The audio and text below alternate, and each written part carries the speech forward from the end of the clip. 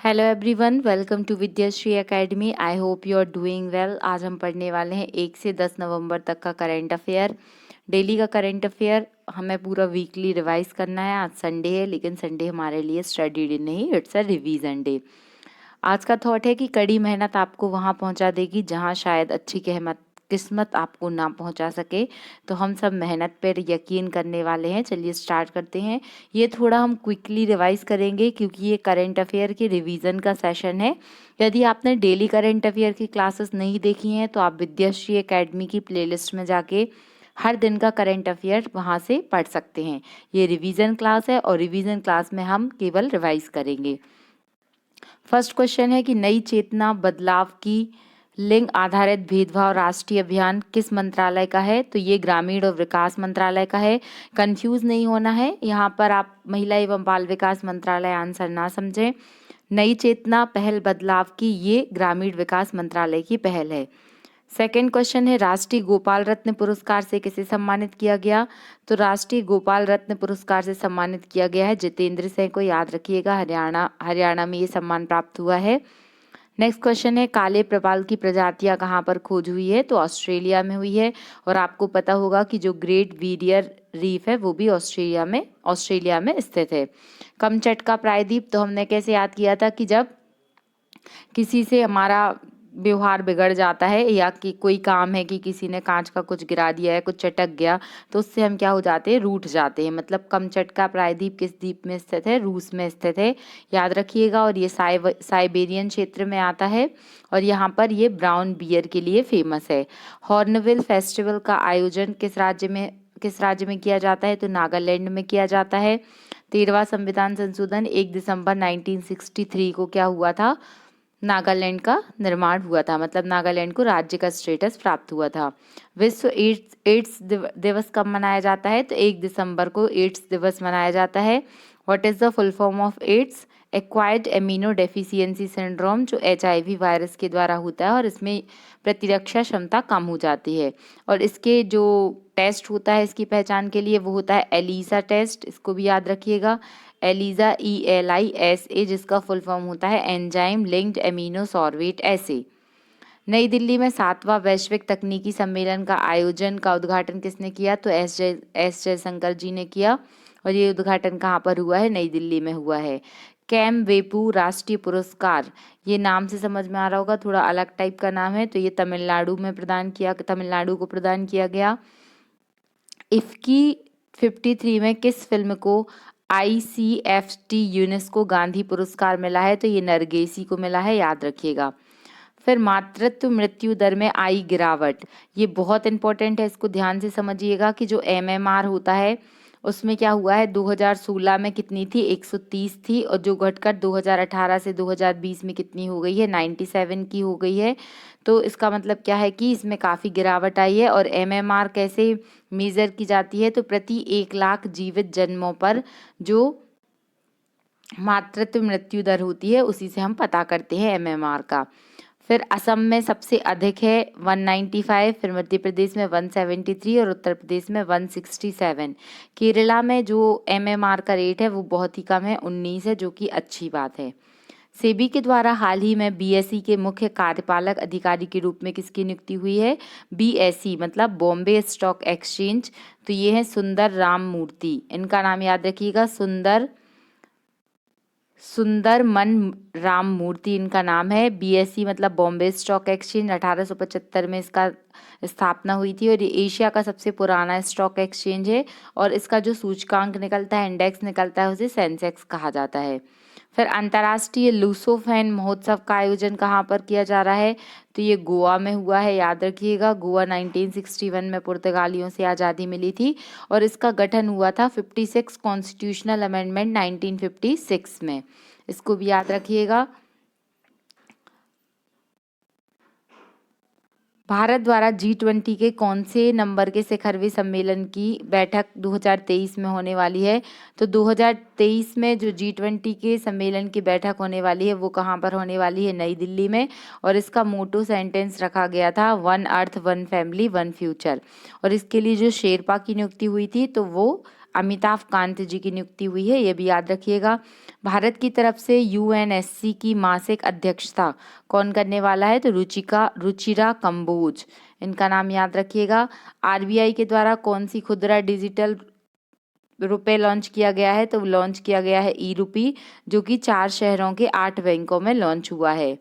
हेमजेनेक्स दुनिया की सबसे महंगी दवा है, ये कौन से रोग की दवा है, तो ये हीमोफीलिया रोग की दवा है। इसकी एक खुराक की कीमत है 28.58 करोड़ रुपए। हीमोफीलिया कैसी डिसीज है, ये एक अनुवांशिक रोग है जो शाही रोग भी कहा जाता है इसको, क्योंकि ये सबसे पहले ब्रिटेन की महारानी को हुआ था। इसमें क्या होता है कि यदि कोई भी चोट लग जाती है तो ब्लड लगातार निकलता जाता है, जिससे क्या हो सकती है, डेथ भी हो सकती है। इसमें ब्लड क्लॉटिंग फैक्टर जो रहते हैं उनकी डिफिशियंसी हो जाती है। व्यापार उत्कृष्टता पुरस्कार 2022 में सर्वोत्तम औद्योगिकी पुरस्कार किसे प्राप्त हुआ है, तो एक टेक्नोलॉजी का स्टार्टअप है मंथन को ये प्राप्त हुआ है। सुदर्शन प्रहार अभ्यास राजस्थान में लॉन्च मतलब कहाँ पर हुआ है, सुदर्शन प्रहार अभ्यास राजस्थान में हुआ है। फिर अगला क्वेश्चन है कि किस अंतर्राष्ट्रीय हवाई अड्डे को पहली बार डिजी यात्रा सुविधा प्रारंभ की गई है, तो ये दिल्ली, बेंगलोर और वाराणसी, 3 जगह पे हुई है। और ये जो फेस रिकॉग्निशन टेक्निक होती है उस पर बेस्ड है। किस संगठन की अध्यक्षता भारत के द्वारा अगले 1 वर्ष के लिए की जाएगी, तो वासेनार व्यवस्था है ये। और वासेनार व्यवस्था का जो मुख्यालय है वो नीदरलैंड में है, 1996 में स्थापना हुई थी। तो इतने फैक्ट आपको याद रखने हैं। ये होता क्या है वासेनार व्यवस्था, तो जो दोहरे उपयोग वाली वस्तु होती है उसको क्या है पारदर्शी बनाने का काम क्या किया जाता है, वासेनार अरेंजमेंट के द्वारा किया जाता है। फिर अग्नि वॉरियर युद्ध अभ्यास भारत और सिंगापुर के बीच में हुआ है, अग्नि वॉरियर युद्ध अभ्यास। और जो सिम्बैक्स होता है तो ये भी भारत और सिंगापुर के मध्य होता है।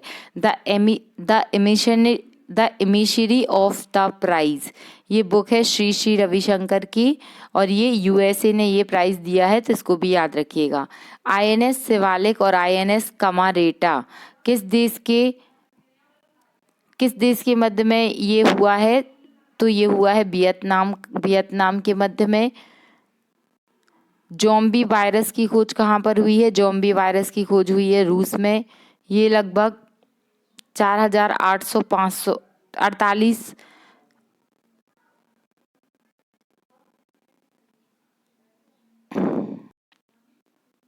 5 दिसंबर 2022 को नई दिल्ली में आयोजित होने वाला पहला स्मार्ट न्यूट्रिटिव फूड कॉन्क्लेव के मुख्य अतिथि कौन होंगे, तो ये होंगे पीयूष गोयल। ये 5 दिसंबर को होने जा रहा है।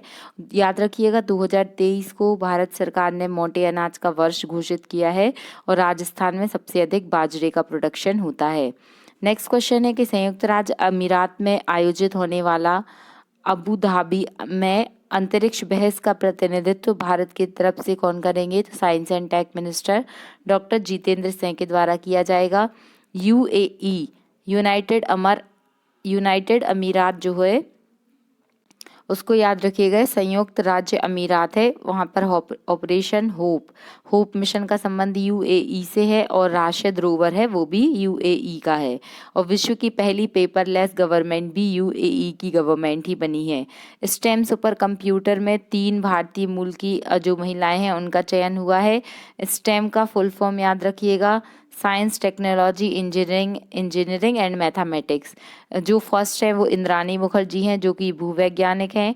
सेकंड है एना बाबूराम जी जो कि डिफेंस क्षेत्र से रिलेटेड हैं, और थर्ड है डॉक्टर नालिया जो आईटी से रिलेटेड हैं।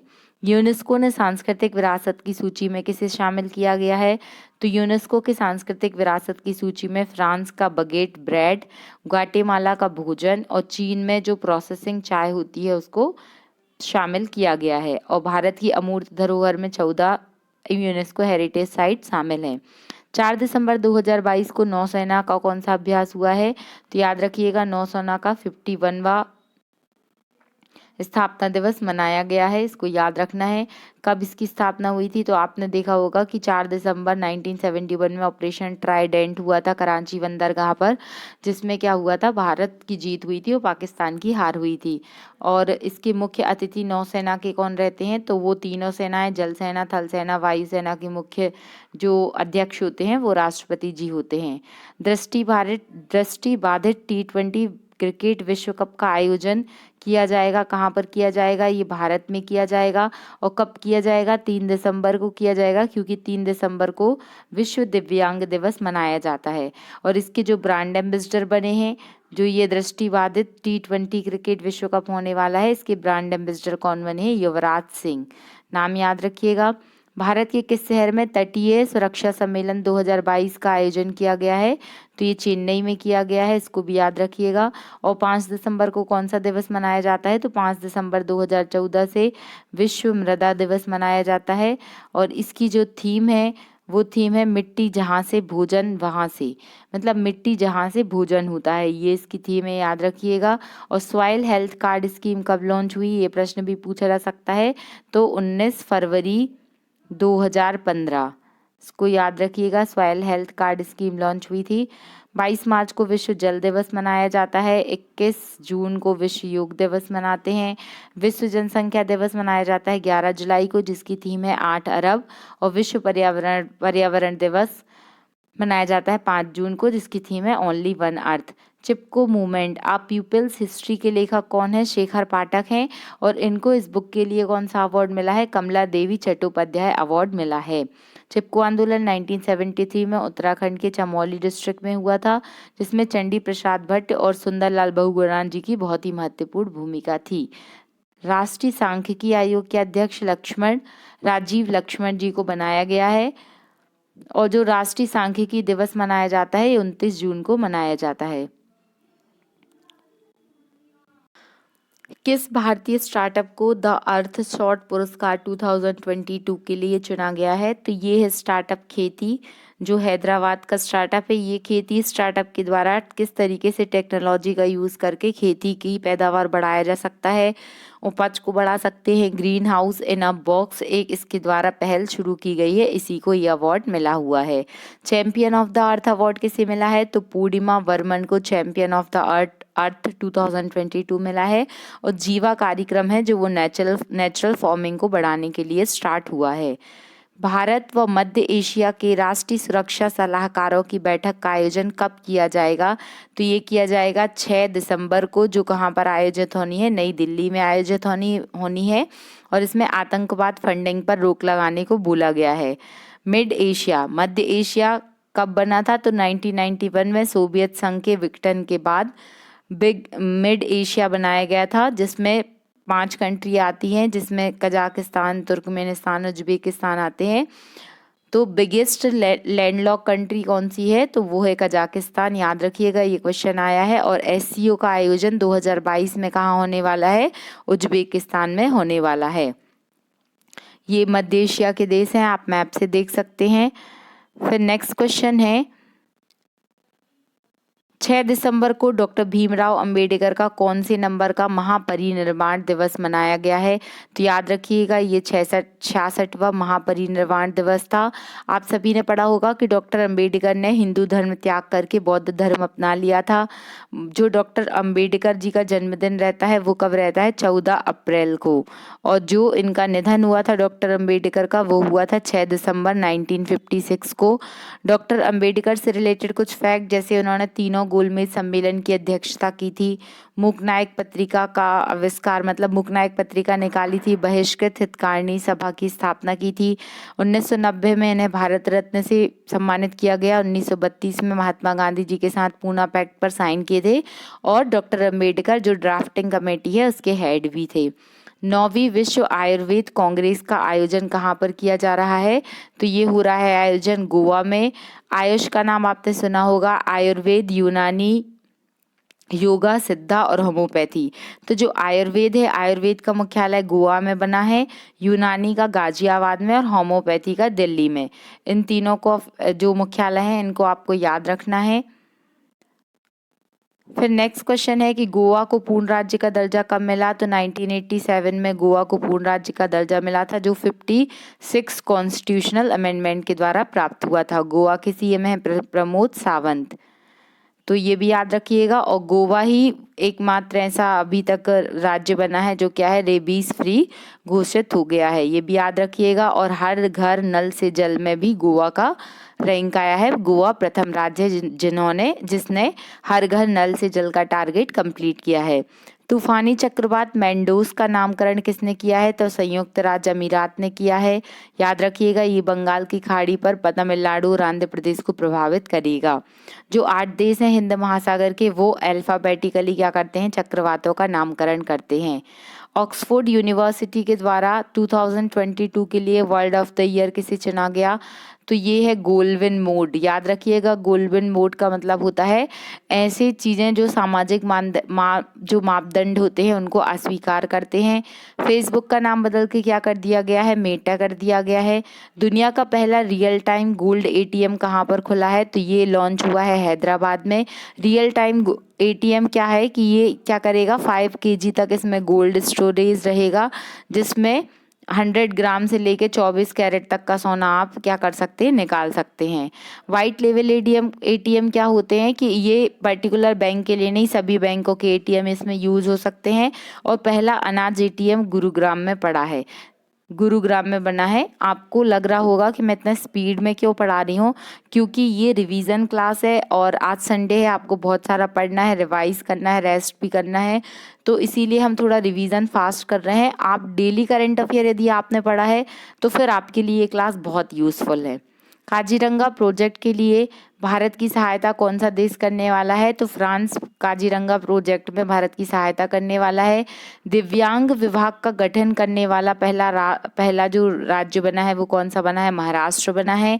3 दिसंबर को दिव्यांग दिवस मनाया जाता है, याद रखिएगा।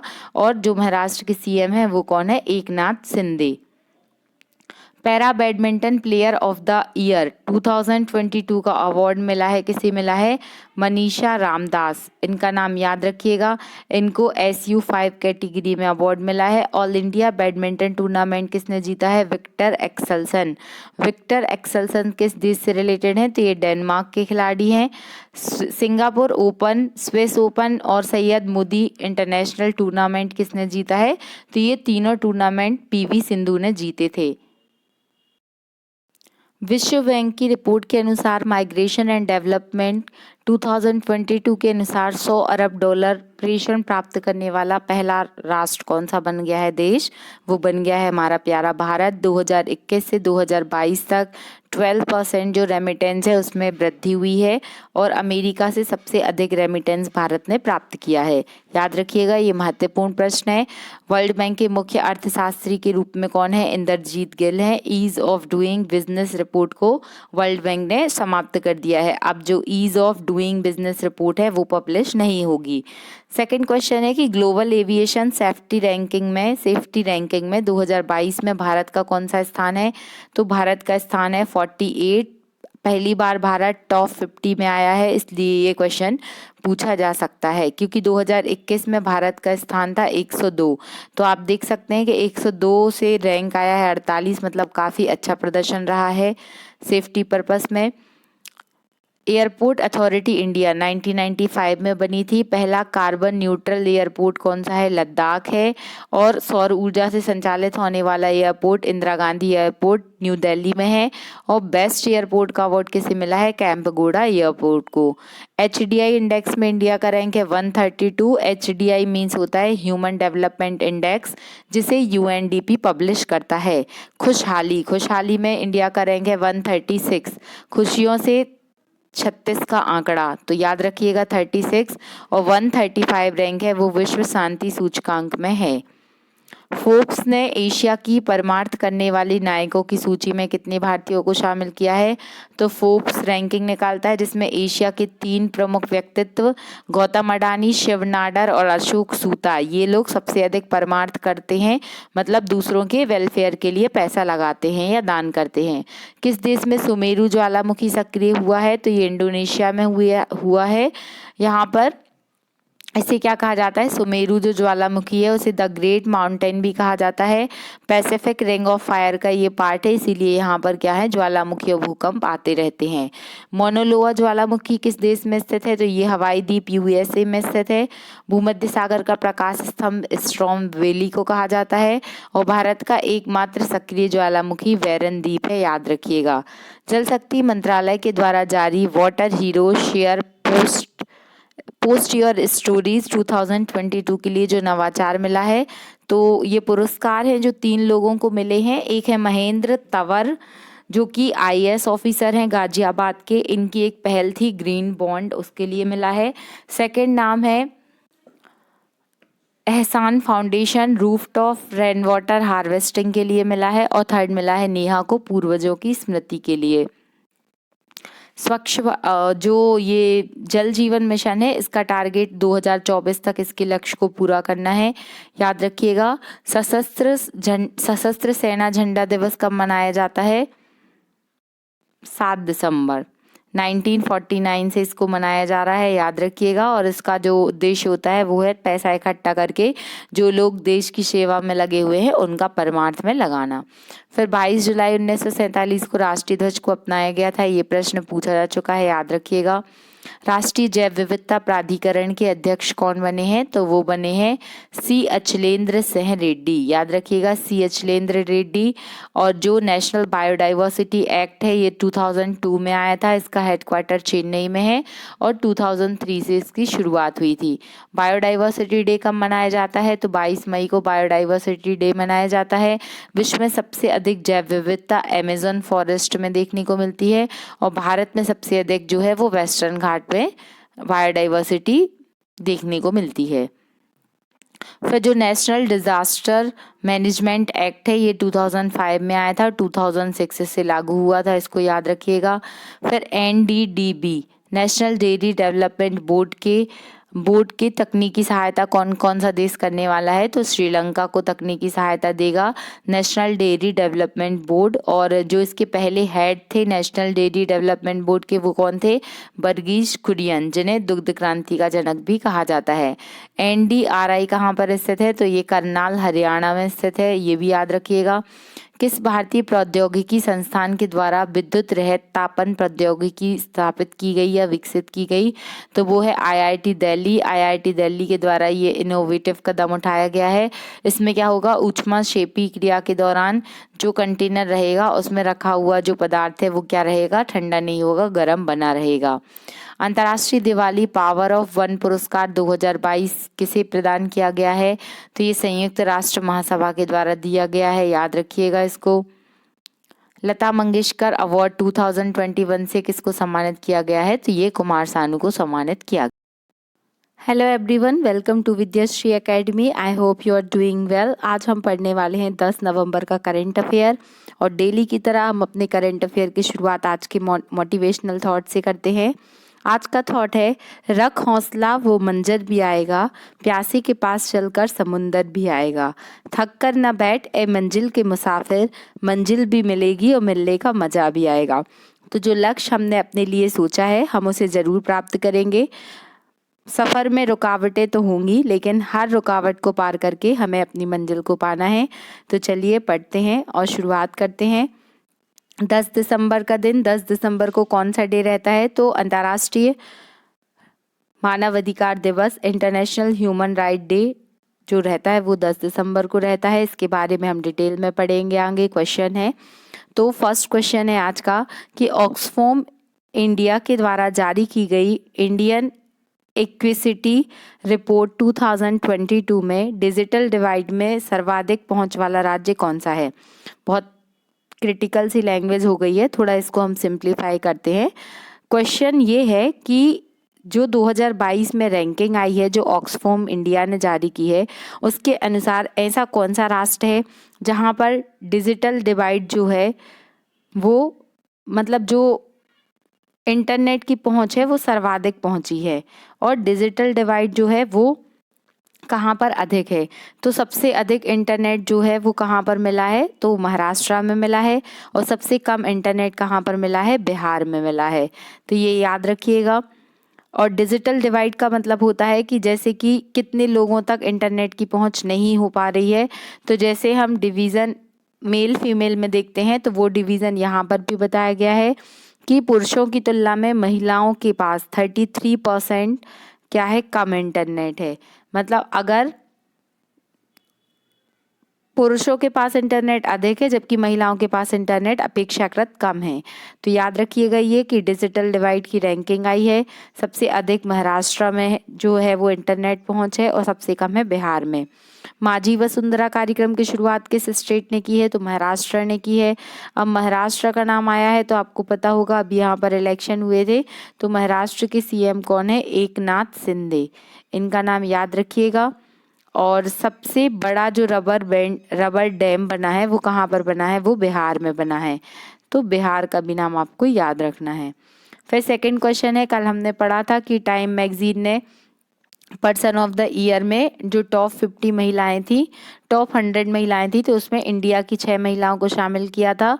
आज हम पढ़ेंगे कि टाइम मैगजीन के द्वारा जो पर्सन ऑफ द ईयर 2022 का अवार्ड है किसे दिया गया है, तो ये जेलेंस्की को दिया गया है। ये नाम आप सभी, ये बहुत ही चर्चित नाम है। तो जेलेंस्की कौन है, तो अभी यूक्रेन में जो युद्ध की स्थिति चल रही है तो यूक्रेन के राष्ट्रपति हैं ये, और यूक्रेन के राष्ट्रपति जेलेंस्की हैं। और जो यूक्रेन की स्प्रिट है, तो स्प्रिट ऑफ यूक्रेन के लिए भी अवार्ड मिला है जेलेंस्की को। तो इनका नाम आपको याद रखना है कि ये कौन है, टाइम मैगजीन ने इनको पर्सन ऑफ द ईयर का अवार्ड मिला है। फिर क्या आपको पता है कि यूक्रेन की राजधानी क्या है, ये प्रश्न अभी रिसेंट एग्जाम में पूछा गया है। तो यूक्रेन की राजधानी है, इससे याद रखिएगा कि कीव। यूक्रेन की राजधानी कीव है, क्योंकि अभी यूक्रेन बहुत चर्चा में रहा तो ये क्वेश्चन पूछा जा सकता है। फिर जेलेंस्की को अभी इसके पहले एक और अवार्ड मिला था, वो था लिबर्टी पुरस्कार, इसको भी याद रखिएगा। और ऋषि सुनक जो है वो इंग्लैंड के कौन बन चुके हैं, पीएम बन चुके हैं। और उनकी पार्टी कौन सी है, वो कंजर्वेटिव पार्टी से बिलोंग करते हैं। पहला सीएनजी टर्मिनल कहाँ पर लगा है, तो सीएनजी टर्मिनल भावनगर गुजरात में लगा है। सीएनजी का फुल फॉर्म क्या होता है, कंप्रेस्ड नेचुरल गैस। और यदि एलपीजी का फुल फॉर्म पूछा जाए तो लिक्विड पेट्रोलियम गैस। इस तरीके से साइंस में फुल फॉर्म पूछे जाते हैं। फिर नेक्स्ट क्वेश्चन और मोस्ट इम्पॉर्टेंट क्वेश्चन, आज हम जितने क्वेश्चन पढ़ेंगे इसमें सबसे इम्पॉर्टेंट क्वेश्चन यही है और ये क्वेश्चन आपके एग्जाम में ज़रूर पूछा जाएगा। बायोडाइवर्सिटी पर कनाडा के मॉन्ट्रियल में कौन सा कॉन्फ्रेंस ऑफ पार्टी का आयोजन किया गया है। तो देखिए, सबसे पहले हम एक एक टर्म को समझेंगे अच्छे से कि बायोडाइवर्सिटी क्या है। तो बायोडाइवर्सिटी का मतलब क्या होता है, बायोडाइवर्सिटी होती है बायो प्लस डाइवर्सिटी। बायो मतलब क्या है, बायोलॉजी, जिसमें पूरा फ्लोरा आता है, फोना आता है, जीव जंतु सब कुछ आते हैं। और डाइवर्सिटी का मतलब होता है विविधता, अर्थात जो पर्यावरण में पाए जाने वाली जीव जंतुओं, फूल वृक्षों फल पौधों, जो भी पूरा बायोलॉजी के अंदर जो भी विविधता पाई जाएगी वो सब क्या कहलाएगी, बायोडाइवर्सिटी कहलाएगी। तो आपने इसके पहले कोप क्या होता है, COP, कॉन्फ्रेंस ऑफ पार्टी। आपने पढ़ा होगा कि COP 27 का आयोजन कहाँ पर किया गया था, मिस्र में किया गया था। और COP 26 का आयोजन कहाँ पर किया गया था, तो ये किया गया था ग्लासगो में। ये सब हम पहले पढ़ चुके हैं। तो ये जो कोप हुआ था, वो वाला जो कोप है वो एनवायरनमेंट से रिलेटेड तो वो भी है, लेकिन वो क्लाइमेट से रिलेटेड था। और ये बायोडाइवर्सिटी वाला कोप अलग होता है। तो याद रखिएगा, COP 15 का आयोजन होने वाला है और ये कहाँ होने वाला है, कनाडा में। कनाडा में किस स्थान पर, मॉन्ट्रियल स्थान पर। अब चूंकि यहाँ पर एक शब्द आया है मॉन्ट्रियल, तो आपने एक मॉन्ट्रियल कन्वेंशन का नाम सुना होगा, ये भी बहुत अधिक फेमस है।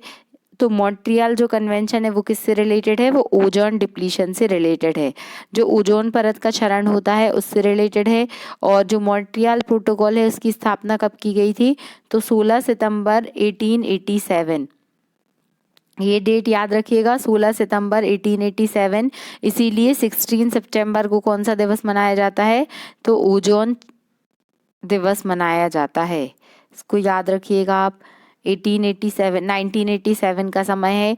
अब ये ओजोन परत का क्षरण किस तरीके से होता है, तो इस कॉन्सेप्ट को भी थोड़ा समझ लीजिए। जो सूर्य होता है, तो सूर्य से आने वाली जो परावैंगनी किरणें होती हैं, तो यहाँ पर क्या है, समताप मंडल में परत पाई जाती है, लेकिन जो सूर्य से जो CFC और जो फ्रियोन है उसका क्या है यूज़ बढ़ जाने के कारण जो ये परत है इसमें क्या हो रहा है, धीरे धीरे क्षरण हो रहा है, जिसके कारण धरती से मतलब सूर्य से आने वाली परावैंगनी किरणें अल्ट्रावायलेट रेज जो हैं वो क्या हो जाती हैं, वो धरती पर आ जाती हैं, जिसके कारण कैंसर और अनेक प्रकार की बीमारियां होती हैं।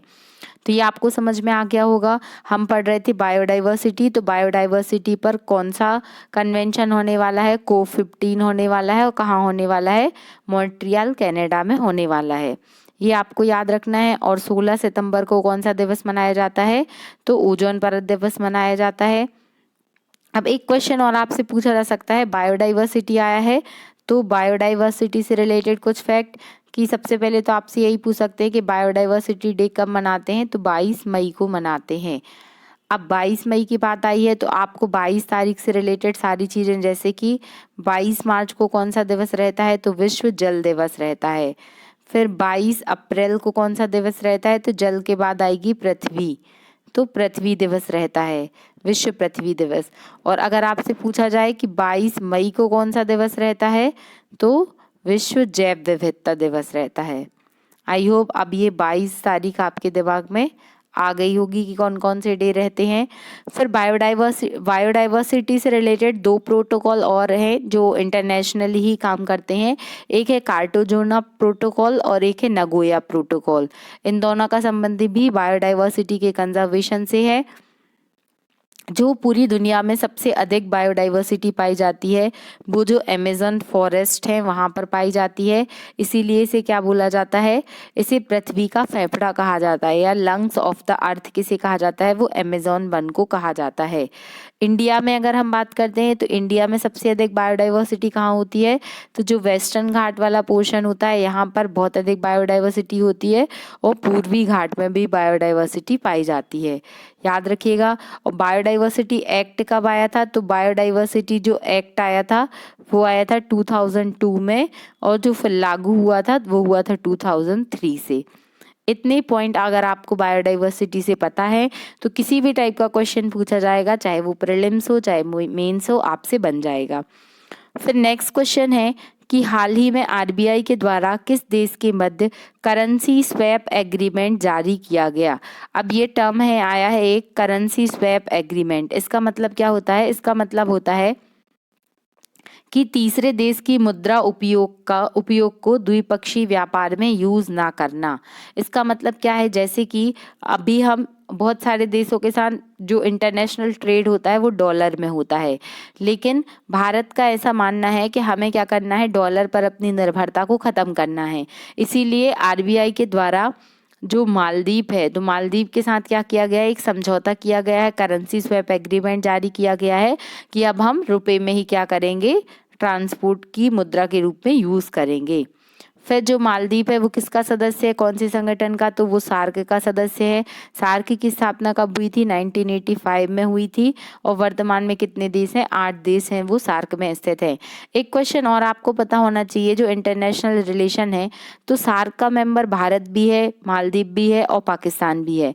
तो पाकिस्तान तो हमारे साथ कोई टाई अप करेगा नहीं और ना ही हम पाकिस्तान के साथ करेंगे, इसीलिए हम अलग अलग देशों के साथ क्या कर रहे हैं, इस तरीके के जो पॉलिसीज़ हैं उनको चला रहे हैं, एग्रीमेंट को साइन कर रहे हैं, ताकि सार्क के जो मेंबर हैं, जो भारत के पड़ोसी देश हैं, उनके साथ क्या हो सके, संबंध अच्छे हो सके और आयात निर्यात को बढ़ावा मिल सके। फिर मालदीव की बात आई है तो भारत और मालदीव के बीच में एक युद्ध अभ्यास होता है जिसका क्या नाम है, एक्वेरिन। जो एक्वेरिन एक्सरसाइज है वो भारत और मालदीव के बीच होती है। फिर नेक्स्ट क्वेश्चन है कि national internet exchange of India का 43वां इंटरनेट एक्सचेंज कहाँ पर आयोजित किया गया है। ये क्या है, exchange of India. Exchange of India जो है इसका कौन से नंबर का है, 43वां इंटरनेट एक्सचेंज है। इसका आयोजन किया गया है विशाखापट्टनम में। विशाखापट्टनम में ये कितना डेटा देगा, तो 1 GB पर सेकेंड, 1 GB पर सेकेंड में डेटा मिल जाएगा। 5G सेवा की शुरुआत कब से हुई है इंडिया में, तो 1 अक्टूबर 2022, ये डेट याद रखिएगा। और डिजिटल इंडिया और बहुत सारी स्किल इंडिया, बहुत सारे ऐसे डिजिटली साक्षरता को बढ़ाने के लिए अभियान चलाए जा रहे हैं। फिर मिलन अभ्यास का आयोजन कहाँ किया गया था? ये तो इसका आयोजन भी विशाखापट्टनम में किया गया था। भारत का पहला वानिकी विश्वविद्यालय कौन सा है? ये प्रश्न रिसेंटली एग्जाम में पूछा गया है, तो वो है तेलंगाना। फिर अंतर्राष्ट्रीय बुलियन एक्सचेंज की स्थापना कहाँ हुई है? तो ये हुई है गुजरात में, गांधीनगर में, इसको भी याद रखिएगा। फिर नेक्स्ट क्वेश्चन है कि table tennis federation of India की अध्यक्ष कौन बनी है? तो table tennis federation of India की जो अध्यक्ष बनी है वो बनी है मेघनाथ अहलावत।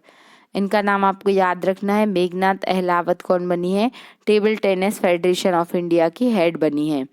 अखिल भारतीय फुटबॉल संघ के जो हेड हैं वो कौन है? वो है कल्याण चौबे, इनका नाम याद रखिएगा। और ये क्वेश्चन पूछा गया है कि बीसीसीआई के जो हेड हैं वो कौन है? रोजर बिन्नी। रोजर बिन्नी। रोज रोज हम क्रिकेट देखते हैं तो इससे याद कर लीजिए कि रोजर बिन्नी जो हैं वो बीसीसीआई के हेड बने हैं। फिर मोस्ट इम्पॉर्टेंट क्वेश्चन ये भी है कि मानवाधिकार दिवस कब मनाया जाता है? तो अभी हमने पढ़ा था कि 10 दिसंबर को क्या मनाया जाता है? मानवाधिकार मनाया जाता है। ये मानवाधिकार दिवस 10 दिसंबर को ही क्यों मनाया जाता है? क्योंकि 10 दिसंबर 1948 को ह्यूमन राइट का जो बनाया गया था, जो पूरा प्रोस्पेक्टस बनाया गया था उस पे साइन हुए थे। याद रखिएगा 10 दिसंबर का दिन। और इस बार की जो थीम है वो है गरिमा, स्वतंत्रता और सभी के लिए न्याय। याद रखिएगा, थीम भी आपसे पेपर में पूछी जा सकती है। तो इस बार की जो थीम रखी गई है वो कौन सी है? गरिमा, स्वतंत्रता और सभी के लिए न्याय। Dignity, freedom, justice for all. ये क्या है? जो मानवाधिकार दिवस है उसकी थीम है। फिर आपसे पूछा जा सकता है कि राष्ट्रीय मानवाधिकार आयोग की स्थापना कब की गई थी? तो 1993 के एक्ट के तहत स्थापना की गई थी राष्ट्रीय मानवाधिकार आयोग की। और राष्ट्रीय मानवाधिकार आयोग के वर्तमान में हेड कौन है? तो वो है जस्टिस अरुण कुमार मिश्रा, इनका नाम याद रखना है। और फर्स्ट जो है वो कौन बने थे राष्ट्रीय मानवाधिकार आयोग के अध्यक्ष? तो वो भी थे रंगनाथ मिश्रा। तो इनका नाम आपको अच्छे से याद रखना है, ये दोनों नाम आपसे पूछे जा सकते हैं। फिर नेक्स्ट क्वेश्चन है कीर्ति गई दीपम त्योहार का आयोजन कहाँ पर किया गया? तो एक फेस्टिवल है कीर्ति गई दीपम जो तमिलनाडु मदुरई में मनाया जाता है। फिर मदुरई की बात आई है तो यहाँ पर मीनाक्षी मंदिर है जो बहुत अधिक फेमस है। और यहाँ पर क्या है? उत्कृष्ट जो द्रविड़ शैली है उसके मंदिर पिरामिड शेप में क्या है? बनाए गए हैं, जो बहुत ही फेमस हैं। पोंगल और जल्लीकट्टू त्योहार भी तमिलनाडु में सेलिब्रेट किया जाता है। फिर जो डॉल्फिन है तो गुगोंग संरक्षण केंद्र कहाँ पर बना है? तो ये तमिलनाडु में बना है। ये प्रश्न भी आपसे पूछा जा सकता है। हाल ही में नाबार्ड के अध्यक्ष कौन है? तो मोस्ट इम्पॉर्टेंट क्वेश्चन देखिए, आज बहुत ही महत्वपूर्ण प्रश्न है। नाबार्ड के हेड इसके पहले थे गोविंद चिंतालू, तो उनके स्थान पर वर्तमान में नाबार्ड के हेड हैं साजी केवी जो है वो वर्तमान में नाबार्ड के हेड बने हैं। नाबार्ड की स्थापना कब की गई? तो 12 जुलाई 1982 को शिवरामन समिति की रिकमेंडेशन पर नाबार्ड की स्थापना की गई। नाबार्ड का फुल फॉर्म क्या है ये आपको कमेंट बॉक्स में लिखकर बताना है। और नाबार्ड डायरेक्ट अगर कोई कृषक चाहे कि वो डायरेक्ट नाबार्ड से लोन ले लेगा तो ऐसा नहीं होता है। नाबार्ड पहले क्या करता है? नाबार्ड बैंकों को लोन देता है, फिर बैंकों के द्वारा कुछ पर्टिकुलर उस पर किसको लोन दिया जाता है? जो पर्सन है जो लोन लेना चाहता है, कृषक, उसको लोन मिलता है। इस तरीके से नाबार्ड अपने लोन की प्रोसेस कंप्लीट करता है। पहला नैनो खाद्य प्लांट कहाँ पर बना था? पहला नैनो खाद्य प्लांट गुजरात में बना था। और इसके बाद दूसरा नैनो खाद्य प्लांट का आयोजन प्रयागराज में बना था, तो याद रखिएगा। फिर नेक्स्ट क्वेश्चन है कि बीना नायर ने विज्ञान के क्षेत्र में विशेष योगदान देने के लिए किस देश के राष्ट्रपति अवार्ड से सम्मानित किया गया है? तो बीना नायर कौन है? बीना नायर एक शिक्षिका हैं और उन्होंने 3D प्रिंटिंग पर बहुत अधिक काम किया है, इसीलिए इनको ऑस्ट्रेलिया का ऑस्ट्रेलियन पीएम अवार्ड मिला है। ऑस्ट्रेलिया के पीएम वर्तमान में कौन है? एंथनी एल्बनीज, इनका भी नाम याद रखना है आपको। और ये ऑस्ट्रेलिया में एज अ शिक्षक इन्होंने काम किया है और ये बहुत ही बड़ा काम है। ये अवार्ड उनके सम्मान के लिए दिया जा रहा है। फिर आज का प्रश्न है कि वर्तमान में चीफ ऑफ डिफेंस स्टाफ के पद पर कौन नियुक्त किया गया है, ये आपको बताना है। आपको पता होगा कि इसके पहले जो चीफ ऑफ डिफेंस स्टाफ के हेड थे, उनका प्लेन क्रैश हुआ था तो उसमें उनका निधन हो गया था। उनका नाम भी यदि आपको पता है तो आप कमेंट बॉक्स में ज़रूर बताइए। तो ये आज के कुछ महत्वपूर्ण प्रश्न थे, रिवाइज कर लीजिएगा। ये आपसे पूछे जा सकते हैं, बहुत ही महत्वपूर्ण प्रश्न थे। एक बार क्विकली रिवाइज करते हैं। फर्स्ट क्वेश्चन था कि डिजिटल डिवाइड में सबसे अधिक पहुंच इंटरनेट कहाँ पर है, महाराष्ट्र में है और सबसे कम बिहार में है। फिर सेकंड क्वेश्चन था कि COP15 बायोडाइवर्सिटी पर जो कन्वेंशन होने वाला है वो कहाँ होना है, मॉन्ट्रियल कनाडा में होना है। थर्ड क्वेश्चन है RBI ने मालदीव के साथ करेंसी स्वैप एग्रीमेंट साइन किया है। फोर्थ क्वेश्चन है कि national internet stock exchange of India की स्थापना कहाँ पर की गई है, तो वो इंडिया में की गई है। टेबल टेनिस फेडरेशन के हेड कौन बने हैं, मेघनाथ अग्रवाल। मानव अधिकार दिवस 2022 जिसकी थीम है गरिमा, स्वतंत्रता और सभी के लिए न्याय। कीर्ति गई दीपम फेस्टिवल का आयोजन किया जाता है तमिलनाडु में। और नाबार्ड के हेड कौन बने हैं, नाबार्ड के हेड बने हैं साजी केवी।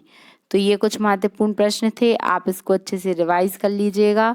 और अगर आपको वीडियो अच्छा लगा है तो अपने दोस्तों तक अधिक से अधिक शेयर करें और जो भी आपकी क्वेरीज हैं आप कमेंट बॉक्स में बता दीजिएगा।